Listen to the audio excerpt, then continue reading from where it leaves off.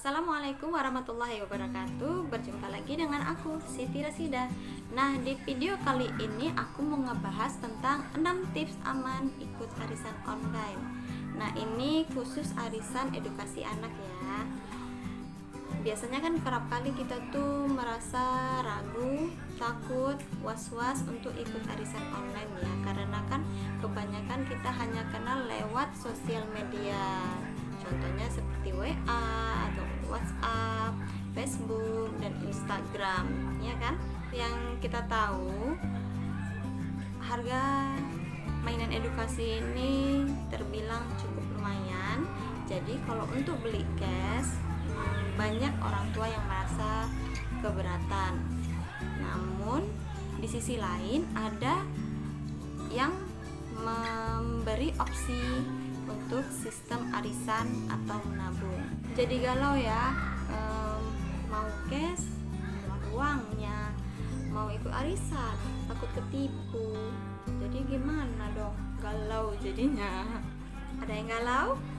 Oke, tanpa berlama-lama lagi, untuk mempersingkat waktu, aku akan kasih 6 tips cara aman untuk ikut arisan edukasi secara online. Yang pertama adalah pilihlah akun orang yang bernaung di Tiga Raksa.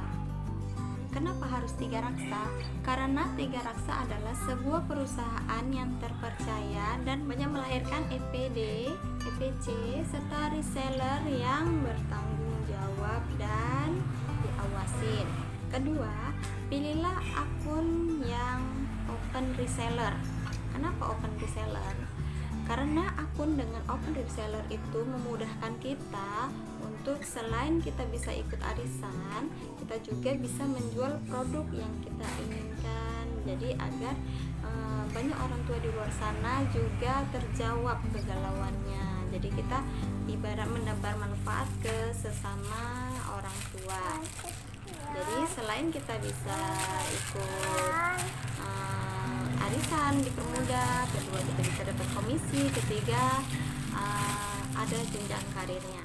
Yang ketiga, carilah akun dengan orang yang menerapkan atau memberi daftar harga sesuai dengan harga pasar. Kenapa? Jadi kalau kita memilih dengan akun orang yang mencantumkan harga pasar itu, kenapa? Karena kalau kita memilih orang dengan mencantumkan harga sesuai harga pasar itu, misalnya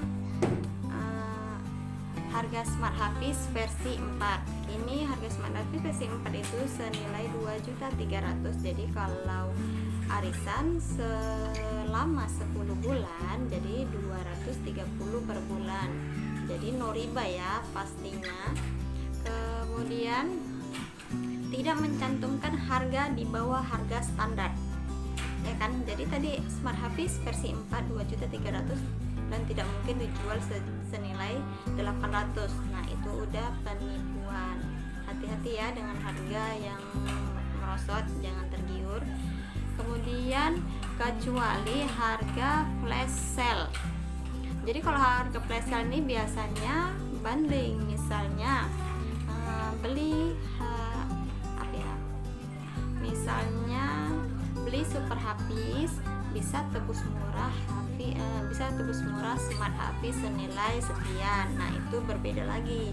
Itu hanya biasanya bertahan untuk kuota-kuota tertentu. Jadi ada batasnya. Bisa dipahami kan? Dan poin yang keempat adalah cek pertemanannya.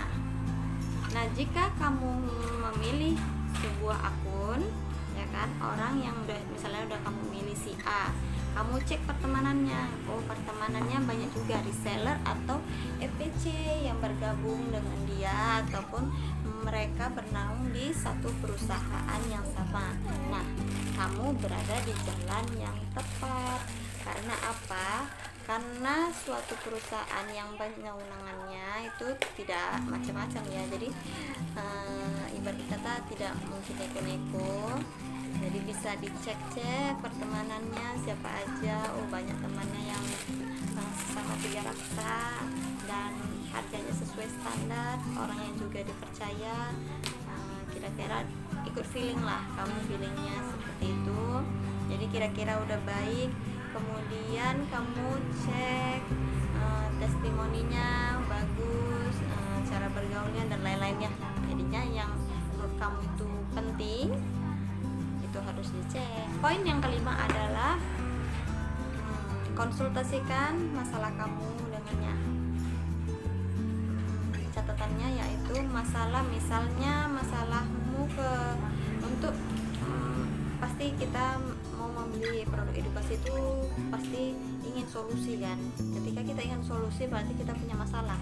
Misalnya masalah kita itu gimana ya, pengen punya anak yang rajin membaca, atau ini anakku kok selalu tantrum lihat HP, masalahnya apa, itu harus dikonsultasikan kepada konsultannya tadi, kepada akun yang kamu pilih.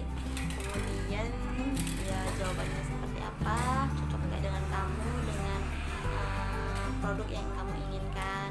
Nah, jadi harus ada komunikasi yang baik, karena dengan komunikasi yang baik maka akan terjalin sebuah keakraban. Jadi kamu dan dia saling yakin untuk memulai bisnis ataupun kerjasama antara customer dengan reseller.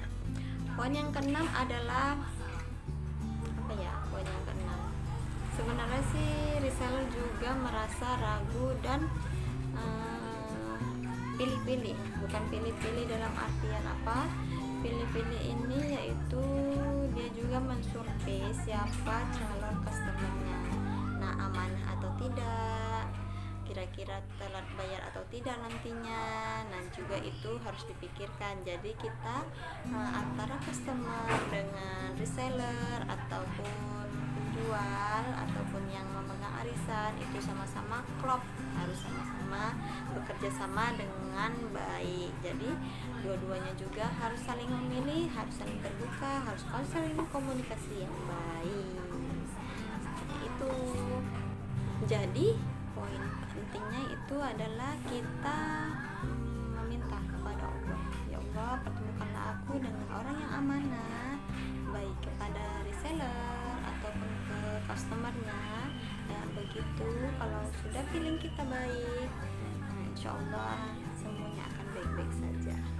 Oke lah, sampai di situ aja tips dari aku, semoga bermanfaat. Jangan lupa like video ini, komen di bawah, serta share ke sosial media yang kamu punya.